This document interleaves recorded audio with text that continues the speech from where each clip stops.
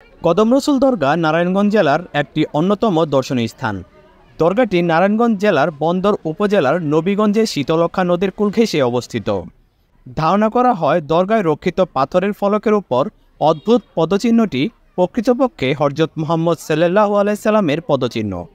যদিও এই বিষয়টি নিয়ে অনেকের মধ্যেই দ্বিমত রয়েছে। পাথরের এই ফলকটি আকারে প্রায় 2400 বর্গ সেন্টিমিটার এবং অনেকটা দেখতে মানুষের পায়ের পাতার আকৃতি বিশিষ্ট।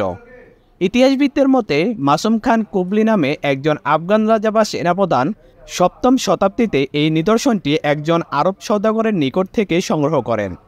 বর্তমান যে মঠের ভেতরে কদম রসুল ফলকটি রক্ষিত আছে সেটি 1777 থেকে 1778 খ্রিস্টাব্দে গোলাম নবী নামে ঢাকার একজন জমিদারের হাতে নির্মিত। কদম রসুলের ফলকটি মঠের ভেতর অত্যন্ত যত্ন সহকারে সংরক্ষিত রয়েছে। হযরত মুহাম্মদ সাল্লাল্লাহু আলাইহি সাল্লামের প্রতি শ্রদ্ধা জানাতে প্রতিদিন বহু ধর্মপ্রাণ মুসলিম এই দরগায় আসেন। দরগার ভেতরের মঠটি ছাড়াও বিশাল আকারের মসজিদ রয়েছে। বিশেষ করে দরজার প্রবেশদ্বারের নির্মাণশৈলী দেখলে আপনি অবাক হতে পারেন। নারায়ণগঞ্জ ছাড়াও চট্টগ্রামে এরকম আরও 2টি দরগা রয়েছে, তবে নবীগঞ্জে অবস্থিত কদম রসুল দরগাটি সর্বাধিক পরিচিত। বর্তমানে এখানে মেলা চলছে, তাই আপনি চাইলে এসে এই কদম রসুল দরগা এবং এই উপলক্ষে মেলাও ঘুরে যেতে পারেন।